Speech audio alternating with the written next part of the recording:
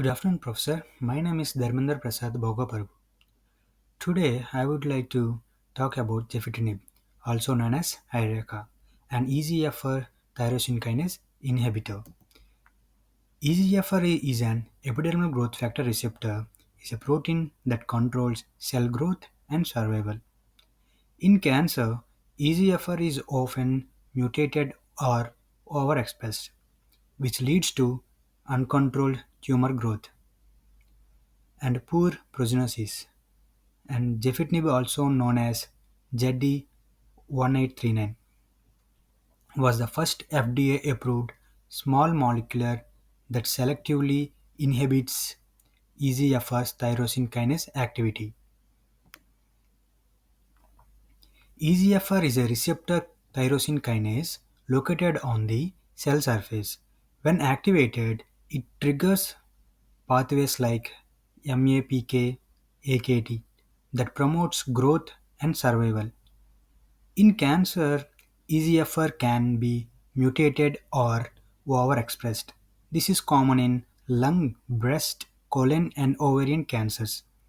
Clinically, EGFR can be detected in three ways: immunohistochemistry for protein levels, PCR or DNA sequencing to identify specific mutations, and FISH to detect gene amplification. Gefitinib was developed by AstraZeneca in 1990s. It belongs to a class of compound quinoline derivative and was designed to selectively block EGFR. It was discovered through rational drug design and high throughput screening. Early tests in EGFR positive cancer cell line shows strong inhibition of growth. Patients with EGFR mutations respond very well to target therapeutics.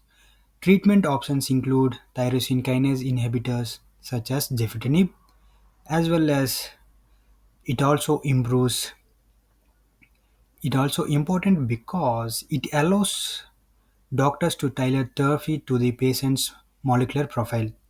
As a result, patients get better outcomes and avoid the unnecessary side effects. The mechanism of action includes: firstly, the gefitinib binds to the ATP binding sites of EGFR's tyrosine kinase domain. This prevents phosphorylation and stops the downstreaming signaling that normally driven tumor growth. Mm, at lower doses, it mainly slows proliferation, while at higher doses, it can also trigger apoptosis and programmed cell death. In laboratory cell models, gefitinib inhibits the growth of EGFR positive breast, ovarian, and colon cancer cells. In it shows dose-dependent inhibition with an IC50 of around zero point 0.2 to zero point 0.4 micromolar. At higher doses, it caused a 2 to 4-fold increase in apoptosis. And in preclinical evidence, in animal studies like mice with colon cancer xenografts, gefitinib alone slowed tumor growth in a dose-dependent manner, but tumors regrew after treatment was stopped. When combined with chemotherapy, drugs such as paclitaxel, topotecan, or raltegid, tumors were arrested and survival was significantly extended. Some mice lived 2 to 3 times longer.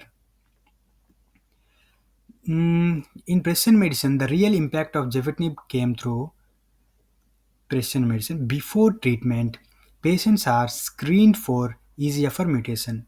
This ensures that only those most likely to respond receive the drug, and especially lung cancer patients with EGFR mutations. This was one of the first successful demonstrations of precision medicine in oncology.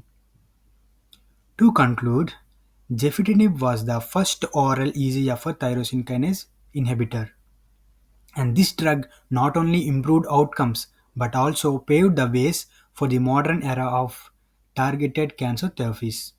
Thank you.